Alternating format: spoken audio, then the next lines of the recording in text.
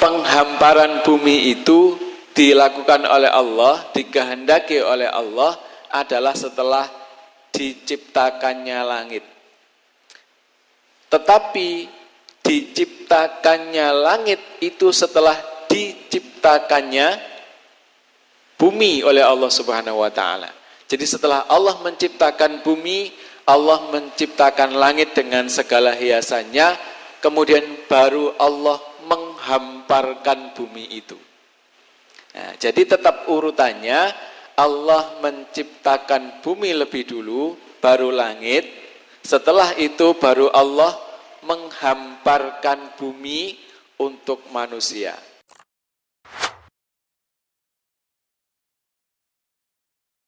Bismillahirrahmanirrahim. Assalamualaikum warahmatullahi wabarakatuh. Alhamdulillahi rabbil alamin, alladzi an'ama alaina ni'matal iman wal islam wal ukhuwah. Ashhadu an la ilaha illallah wahdahu la syarikalah, wa ashhadu anna Muhammadan abduhu wa rasuluh la nabiyya ba'dah. Allahumma salli wa sallim wa barik ala sayyidina Muhammad wa ala alihi wa ashabihi ajma'in wa man tabi'ahu bi ihsanin ila yaumiddin. Amma ba'd.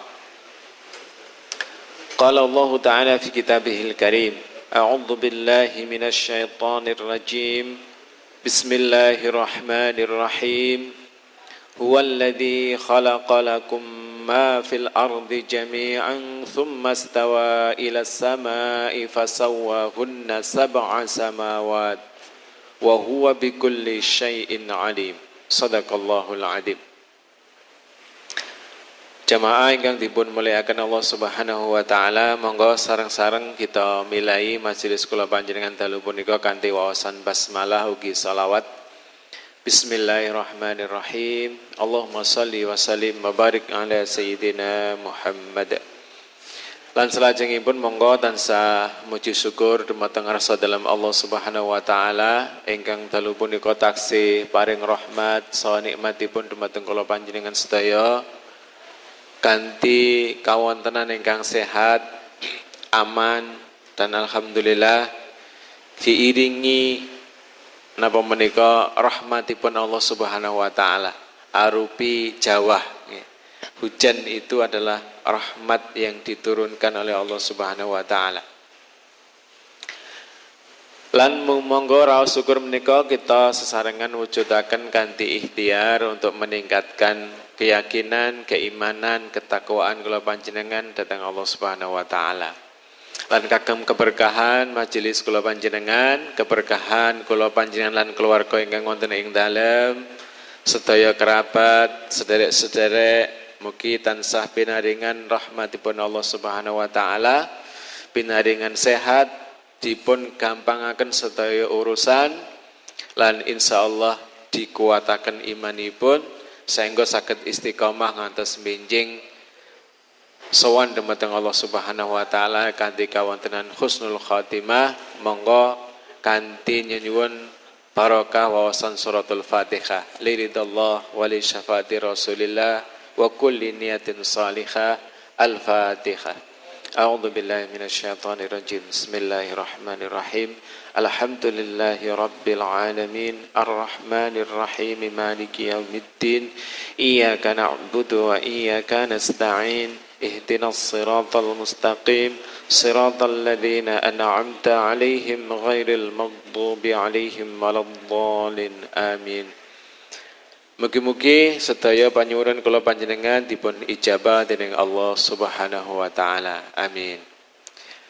Jamaah yang dimuliakan oleh Allah, malam hari ini kita lanjutkan membaca kitab tafsir Imam Ibnu Katsir juz pertama surah Al-Baqarah. Malam hari ini sampai di ayat yang ke-29. Sudah berapa pertemuan? Alhamdulillah sampai juga di ayat yang ke-29. Niki pun separuh nggih. Ora krasa wis entuk separuh. Alhamdulillah. Ayat 29 ini berbunyi a'udzubillahi minasyaitonir rajim. Bismillahirrahmanirrahim. Huwallazi khalaqa lakum ma fil ardi jami'an thumma istawa ilas samai fasawwahunna sab'a samawat wa huwa bikulli syai'in alim. Dialah Allah yang menjadikan segala yang ada di bumi untuk kamu, dan Dia berkehendak menciptakan langit, lalu dijadikannya 7 langit, dan Dia maha mengetahui segala sesuatu. Jamaah yang dimuliakan oleh Allah, ayat yang ke-29 ini masih juga ada kaitannya dengan ayat yang ke-27 dan 28. Di ayat yang ke-28 kemarin kita bahas bahwa Allah mengingatkan kepada kita dengan sebuah pertanyaan. A'udzubillahi minasyaitonirrajim. Bismillahirrahmanirrahim. Kaifa takfuruna billahi wa kuntum amwatan fa ahyakum thumma yumitukum thumma yuhyikum thumma ilaihi turja'un.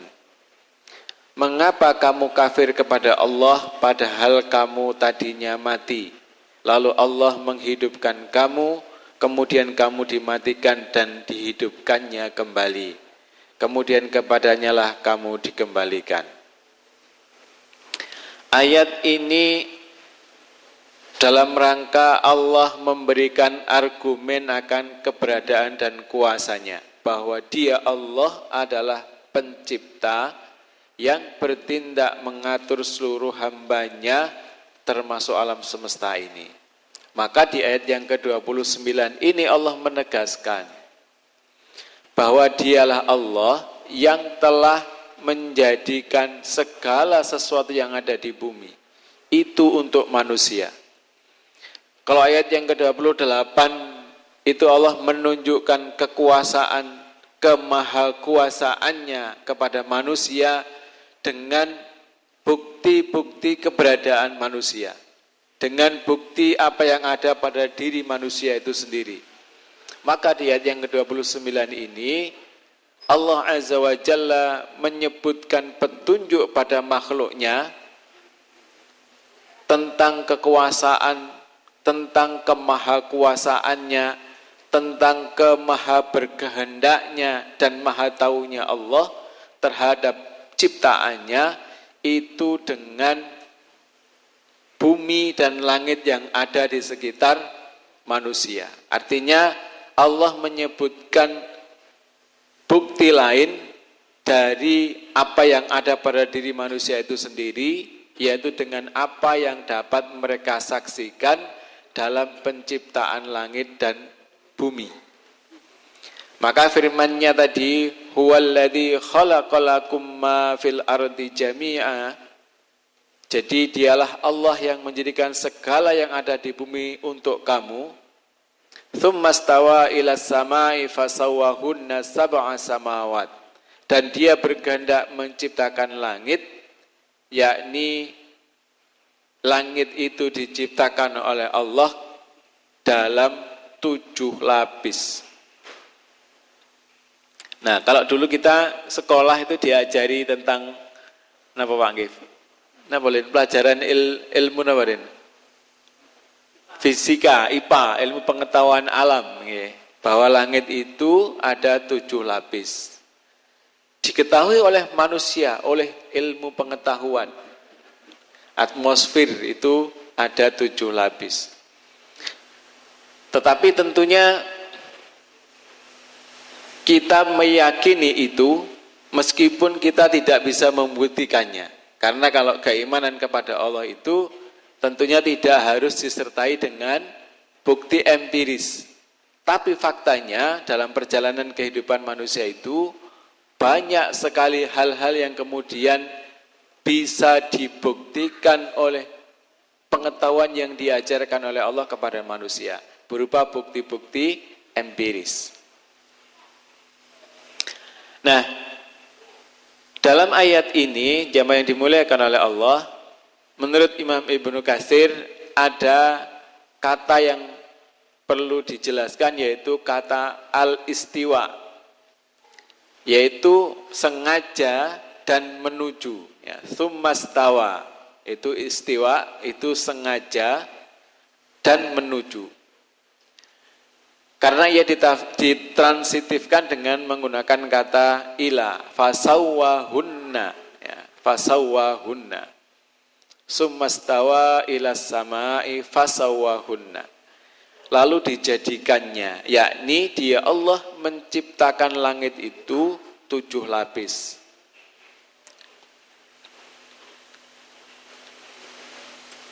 Artinya ilmu Allah Azza wa Jalla meliputi seluruh apa yang Dia ciptakan. Ya, wa huwa bikulli syai'in alim, itu ilmu Allah Azza wa Jalla meliputi seluruh apa yang Dia ciptakan. Sebagaimana Allah berfirman di ayat yang lain, Ala ya'lamu man khalaq. Apakah Allah yang menciptakan itu tidak mengetahui yang kamu lahirkan atau rahasiakan? Jadi Allah tahu apa saja yang ada pada diri kita, apakah itu yang kita ucapkan, apa yang kita lakukan, apa yang kita perbuat, ataupun apa yang kita sembunyikan, baik berupa angan-angan, pikiran, ataupun keyakinan. Semuanya pasti diketahui oleh Allah Subhanahu wa ta'ala. Jadi di dalam Quran surah Al-Mulk ayat 14 itu Allah berfirman, Ala ya'lamu man khalaq. Apakah Allah yang menciptakan itu tidak mengetahui yang kamu lahirkan atau rahasiakan?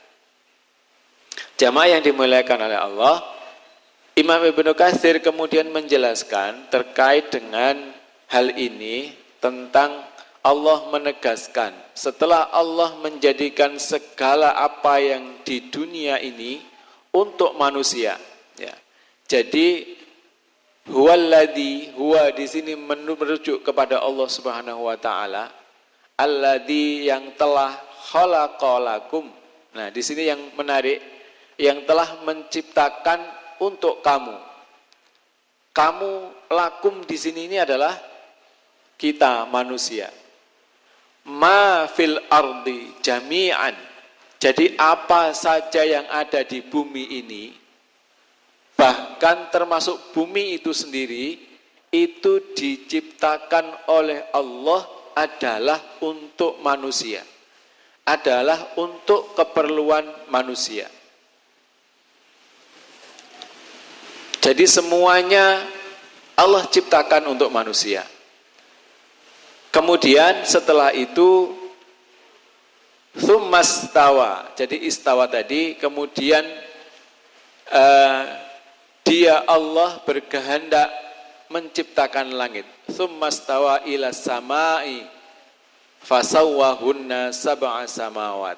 Allah berkehendak menciptakan langit, lalu dijadikannya langit itu 7 lapis, ya, 7 langit. Wa huwa bikulli syai'in alim, dan Allah menegaskan dan Dia mengetahui segala sesuatu. Jadi apa saja yang ada di langit, apa saja yang ada di bumi, apa saja, yang namanya apa saja itu tidak ada kecualinya. Segala sesuatunya Allah mengetahuinya. Allah mengetahuinya dengan pengetahuannya yang meliputi segala sesuatu. Nah, ini menggambarkan, menunjukkan kepada kita kemahakuasaan Allah Subhanahu wa ta'ala.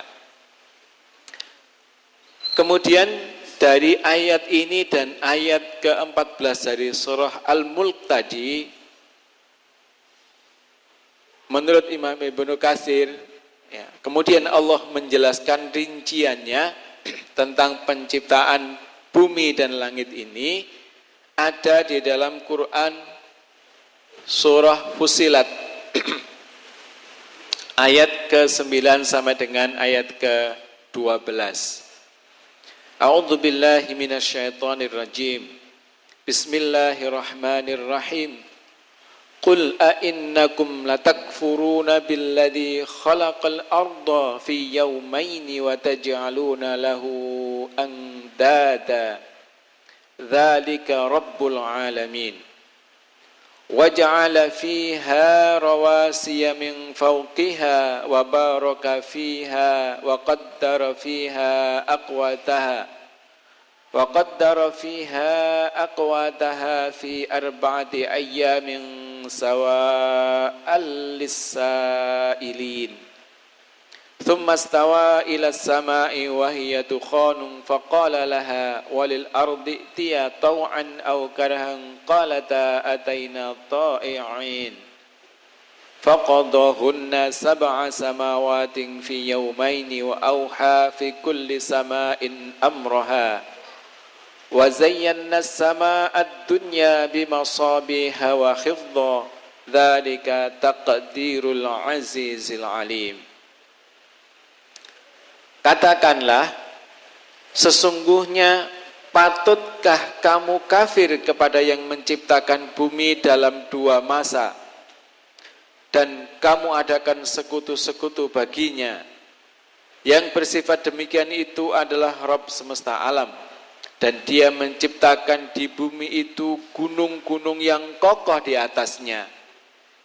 Dia memberkahinya dan dia menentukan padanya kadar makanan-makanan penghuninya dalam 4 masa. Penjelasan itu sebagai jawaban bagi orang-orang yang bertanya.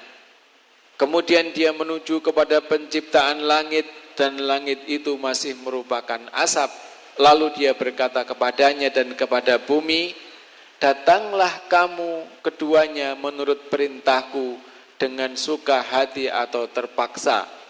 Keduanya menjawab, kami datang dengan suka hati. Maka dia menjadikannya 7 langit dalam 2 masa. Dia mewahyukan kepada tiap-tiap langit urusannya, dan kami hiasi langit yang dekat dengan bintang-bintang yang cemerlang, dan kami memeliharanya dengan sebaik-baiknya. Demikianlah ketentuan yang maha perkasa lagi maha mengetahui. Quran Surah Fussilat ayat 9 sampai dengan 12. Di ayat ini mengandung petunjuk bahwa yang pertama kali Allah Azza wa Jalla ciptakan adalah bumi.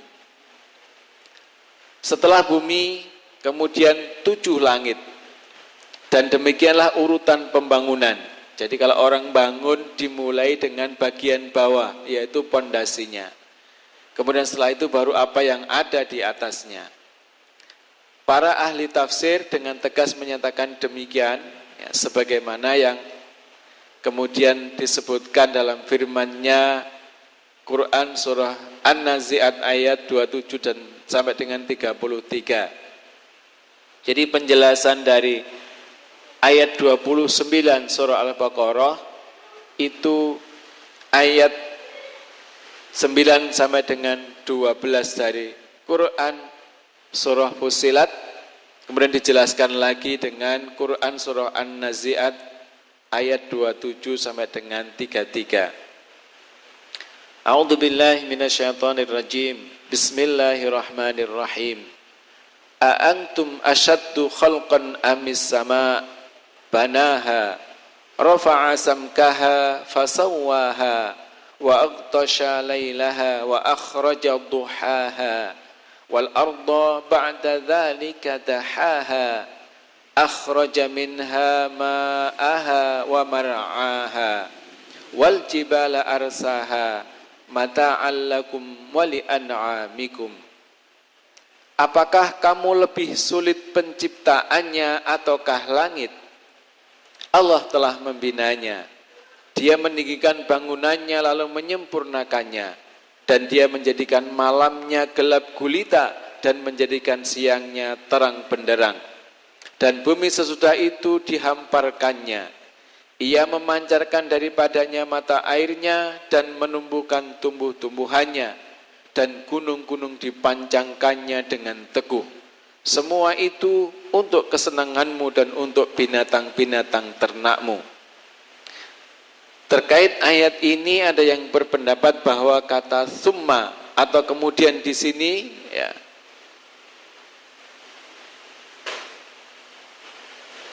berfungsi untuk menghubungkan berita satu dengan yang lainnya, bukan untuk menghubungkan perbuatan satu dengan perbuatan lainnya. Itu dalam kata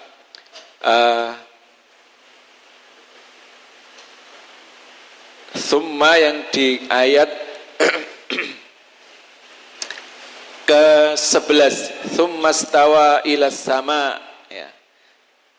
Kemudian dia menuju kepada penciptaan langit dan bumi. Nah, ini kalau penjelasan di ayat surah Fussilat tadi, jamaah yang dimuliakan oleh Allah,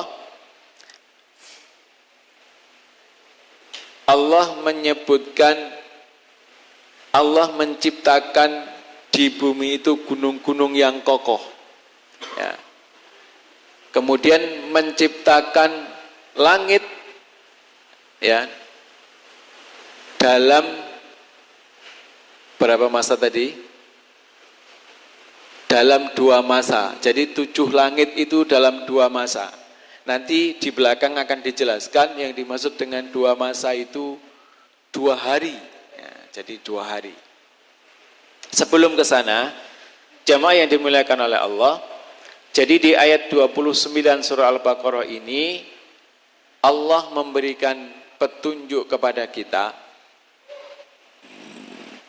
kepada manusia, menegaskan tentang kekuasaannya, bahwa Allah telah menciptakan ma fil ardi jami'an, ini adalah untuk manusia.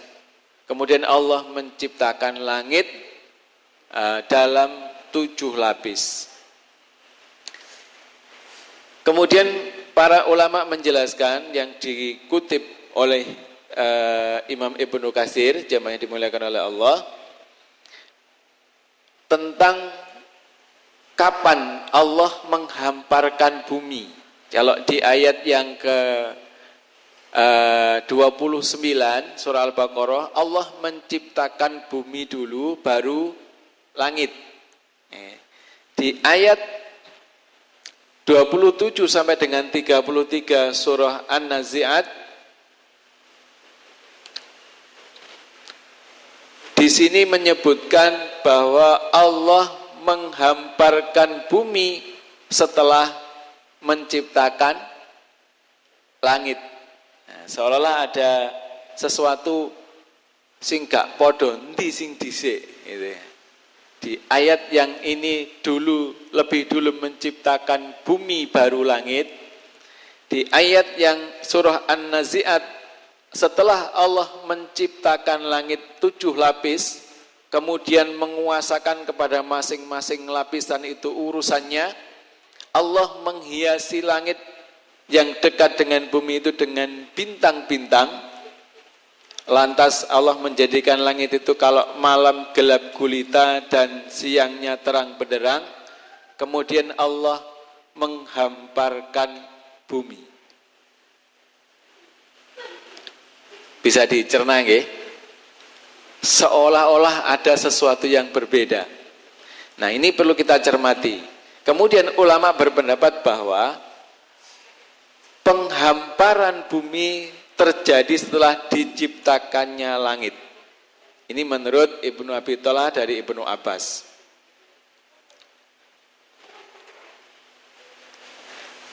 Jadi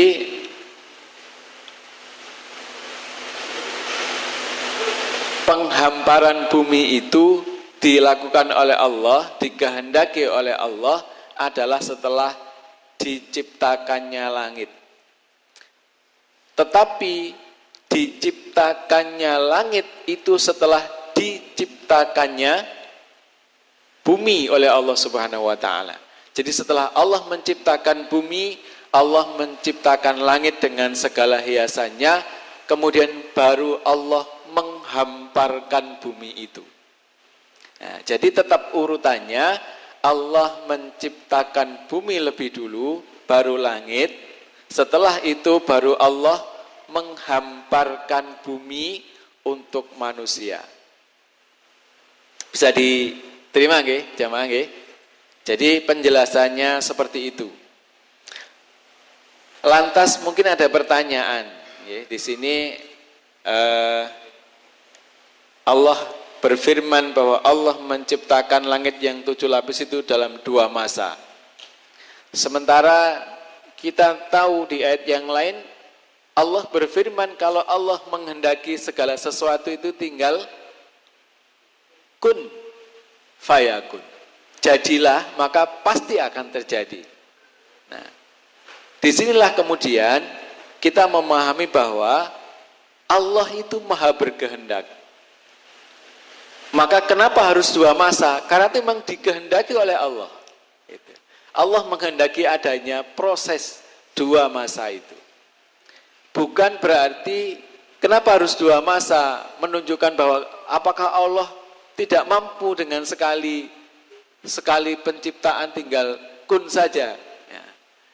Tentu pemahamannya tidak seperti itu. Pemahamannya adalah disitulah berarti Allah menghendaki penciptaan langit yang 7 lapis itu dalam 2 masa.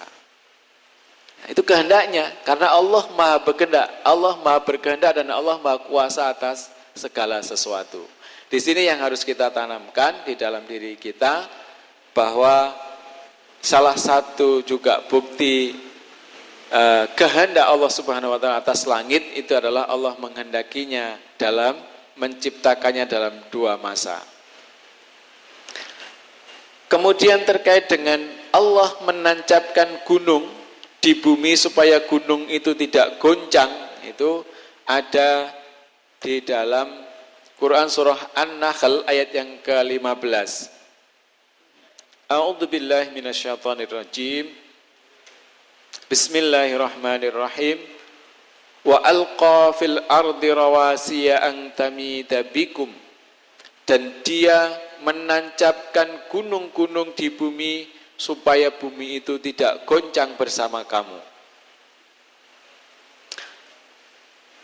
Dan Allah Azza wa Jalla menciptakan gunung di bumi selain untuk pancang agar bumi tidak bergoncang, juga berikut makanan bagi penghuninya, ya, pohon-pohonnya dan segala sesuatu yang diperlukan di sana dalam 2 masa.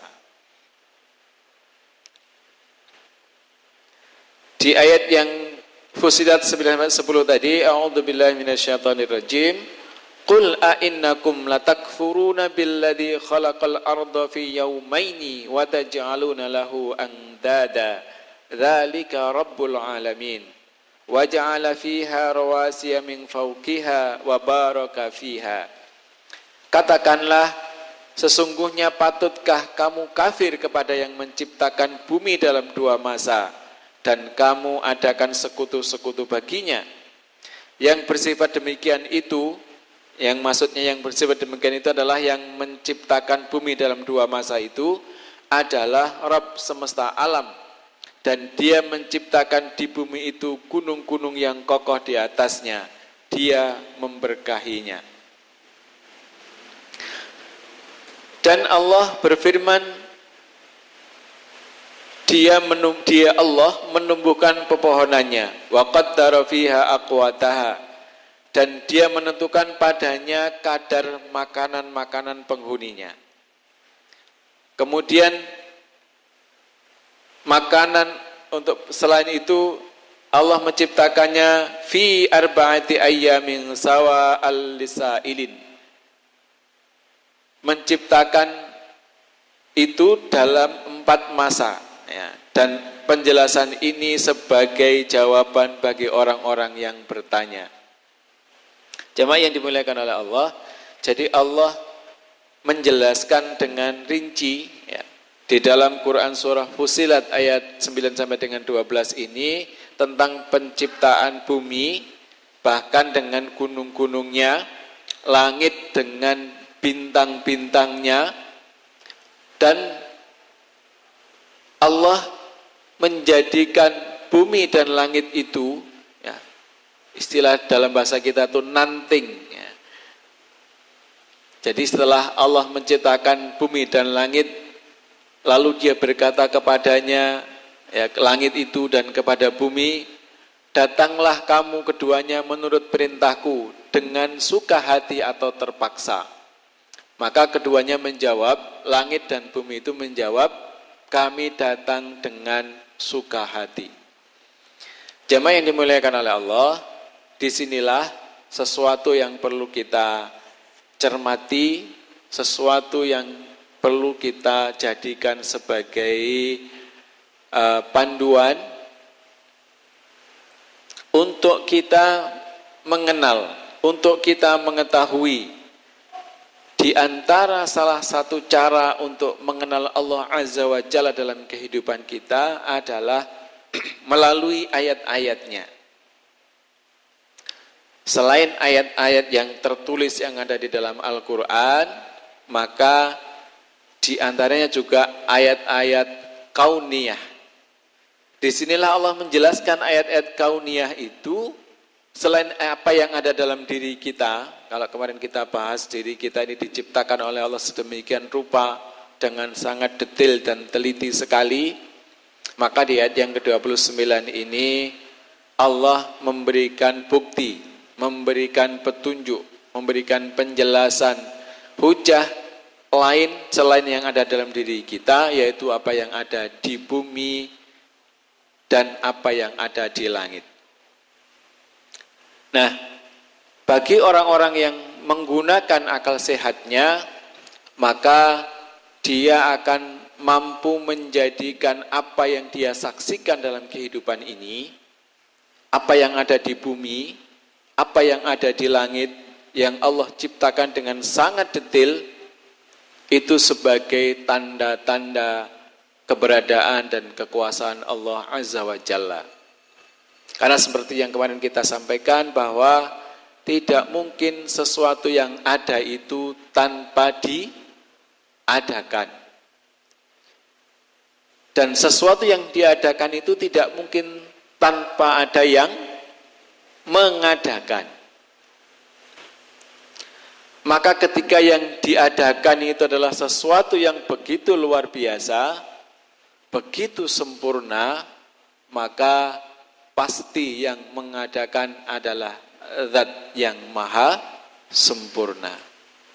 Maka disitulah kemudian Allah menjelaskan, Allah mengenalkan dirinya bahwa dialah yang telah menjadikan kita dan alam semesta ini, terutama bumi dengan segala apa yang ada di dalamnya itu adalah untuk keperluan kita manusia.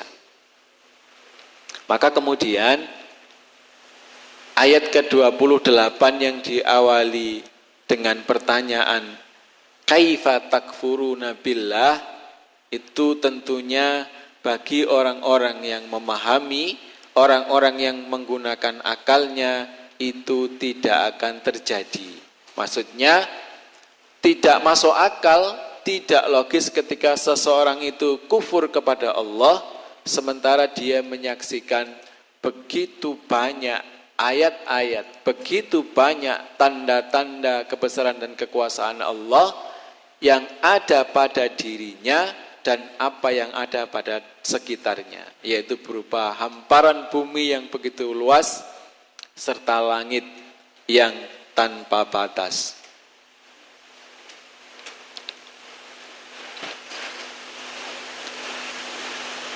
Kemudian di ayat 27 sampai dengan 33 surah An-Nazi'at tadi, Allah juga di awal ayat itu melontarkan sebuah pertanyaan.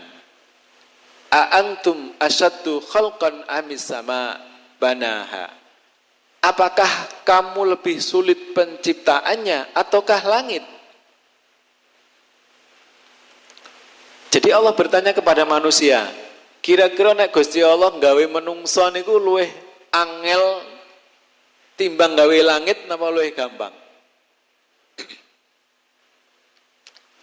Coba kita bayangkan kira-kira lebih, kalau akal kita menciptakan manusia itu apakah lebih sulit dibandingkan menciptakan langit dengan segala sesuatunya? Tentu saja bagi Allah tidak. Lebih mudah menciptakan manusia. Karena langit itu begitu tinggi, 7 lapis, dan dia tegak tanpa penyangga. Nah, disinilah kemudian Allah